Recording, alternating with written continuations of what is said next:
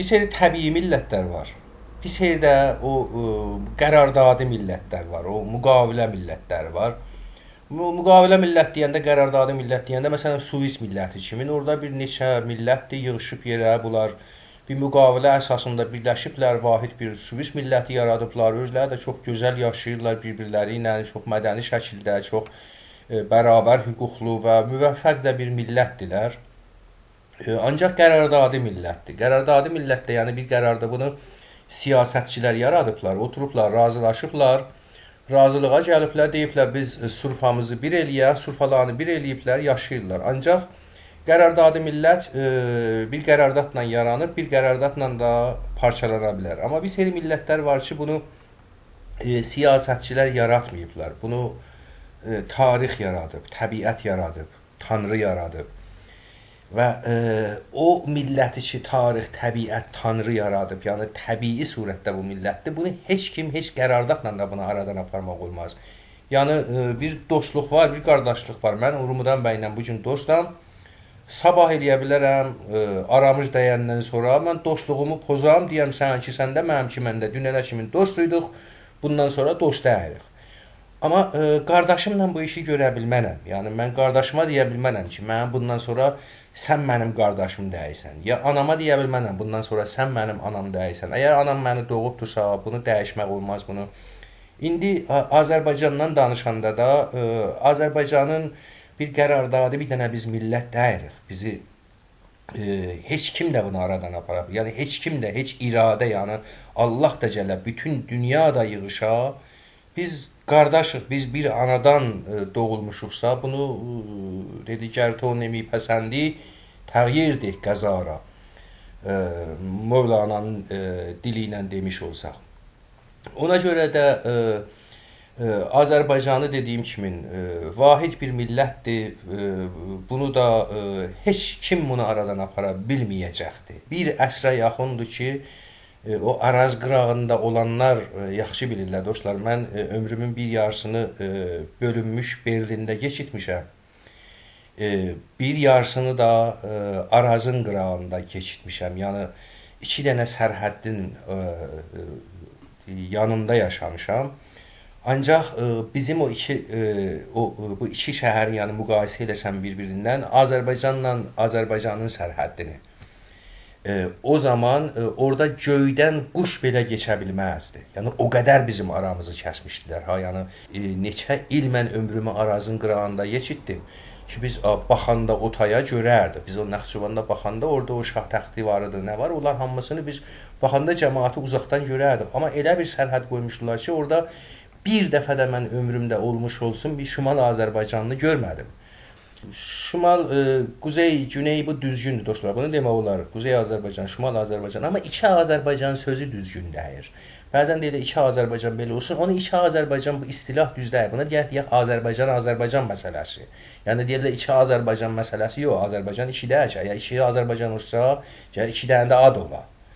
Ona görə də bunu bu iki Azərbaycanın yerinə mən dostlardan xahiş edirəm ki, Azərbaycan məsələsi işlətsinlər. Necə ki, hətta bir də bu Şərqi Almaniya, həm də Qərbi Almaniya, ikisi də bunlar heç zaman iki Almaniyadan danışmadılar. Almanda olanlar bilirlər.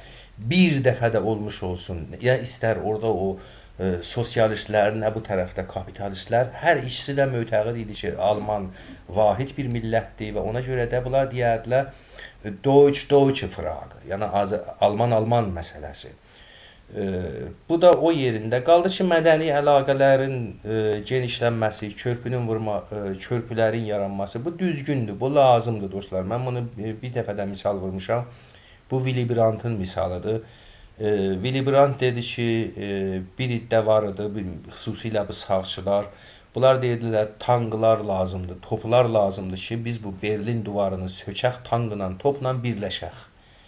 Willy Brandt dedi ki, biz bunu qəbul eləmədik, biz başqa bir metoddan istifadə elədik. Bu metodumuz da bu idi ki, bu mədəni əlaqələri gücləndirdik. Hər bir mədəni əlaqə ki yaranırdı, indi mədəni, diplomatik, yəni hər bir qərardat, hər bir müqavilə, hər bir əlaqə ki yaranırdı. Bunların hər biri Berlin duvarında bir dənə deşik idi, deşilirdi.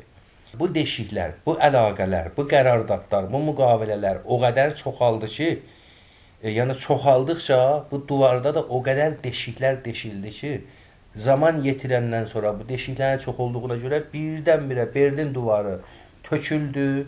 Bir nəfərin də burnundan qan gəlmədi. Alman da birləşdi. Ona görə də bu təbiidir. Bizə lazım olan bu gün hər nədən çox bizə bu əlaqələr lazımdır. Bu dünya meyarları ilə də təbiidir. Heç kim də bunun qabağını ala bilməz. İndi baxmayaraq ki, bu Tehran rejimi var gücü ilə çalışır ki, bizim aramızda ixtilafları yaratsın, problemləri çoxaltsın, çalışsın desin. Çox gülməlidir ki, İranda bizə deyirlər, onlar sizlə bir millət deyirlər, onlar Azərbaycanı deyirlər, o taylılar aranlıdırlar. Onların dili də zəbanı əranidir ki, gülməlidir. O taydan çalışır ki, desin bizə, onlar ayrı millətdir, siz ayrı millət. Soruşanda bizim millət kimdir? Deyir, sizin millət Lordur, Bəluçdur, Kürddür, Farsdır, Ərəbdir. Bunlarla siz bir millətsiz. Amma Bakı ilə Naxçıvan bu iki dənə dəyişik millətlərdir.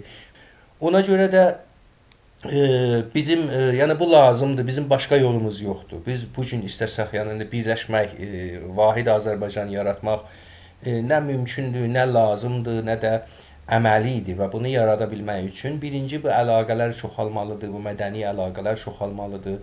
Mədəni əlaqələr də təbii surətdə gedir. İndi fars rejimi bunun qabağını alır, sürətlə alır.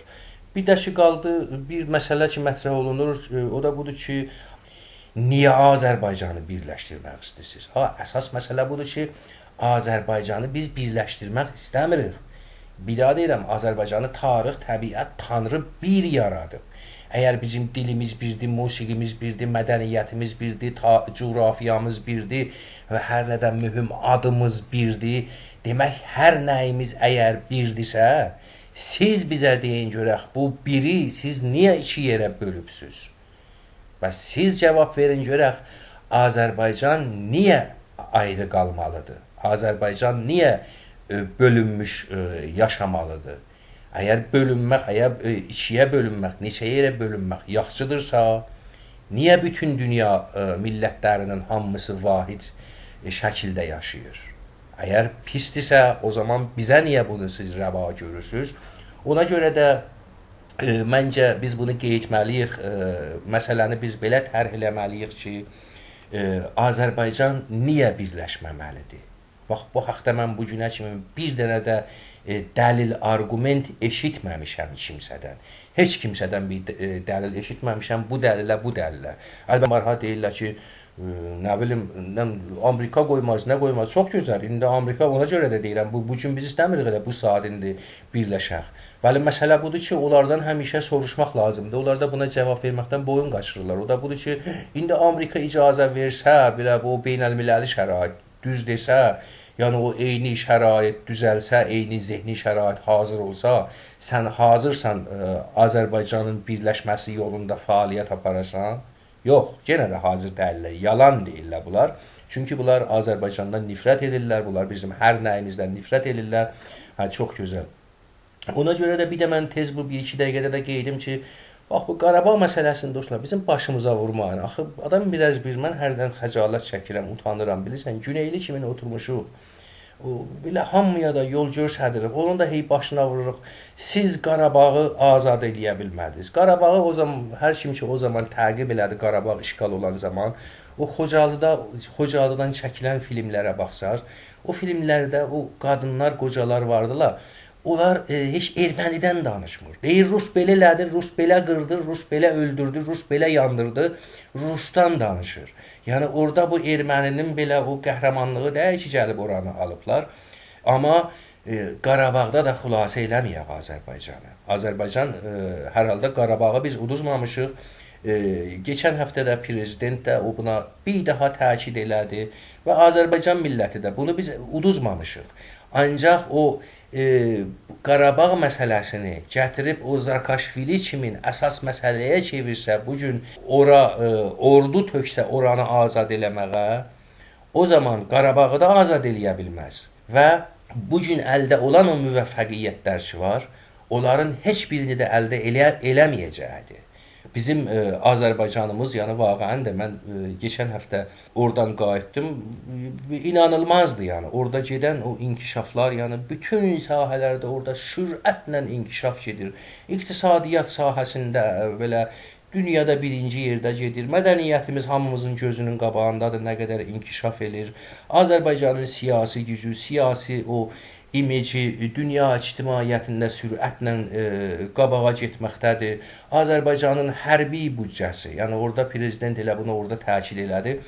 Ermənistanın bütün dövlət büdcəsindən 50% artıqdır. Bilirsiniz, bunların hamısını bilirsiniz niyə əldə edə bilib?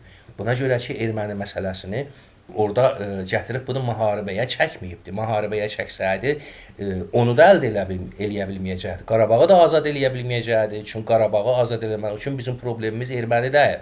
Orada Rusiyyədir, İran rejimidir, Fransadır və bir çoxlu güclərdilər. Onları sən həll eləyənmədən, yəni diplomatik cəhətdən onu sən hazırlamadan qabaq, ora ləşkər şəxsən Saakashvili kimi adamın başına o oyun gələr. Ona görə də Qarabağı biz əldən verməmişik. Qarabağ bizimdir, Qarabağı da biz əldən verməyəcəyik də. Ancaq o demək deyil, çünki Qarabağı ala bilmişsiniz, bəs siz danışmayın.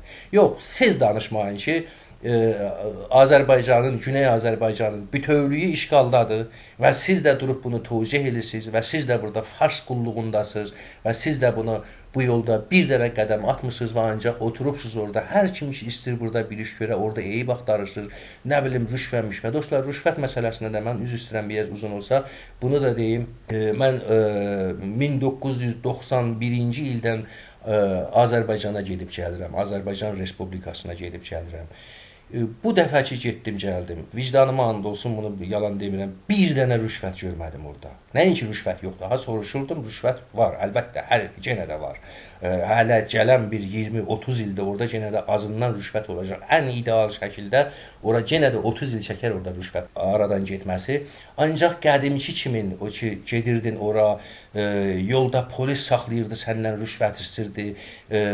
O təyyarə meydanında bir yenəndə səndən pul istirdilər. Bir pasportu yoxlayanda hər yerdə səndən pul istəyirdilər. Elə gün olurdu məndə orada gündə 7 dəfə, 8 dəfə məndən rüşvət istəyirdilər.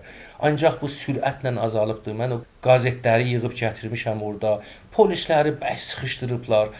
Qazetlərdə yazır ki, bugün 2 dənə də yol polisini işdən, 3 dənə yol polisini işdən atdılar. Çünki rüşvət almışdı. Yəni orada bir dənə böyük problem rüşvət problemi idi.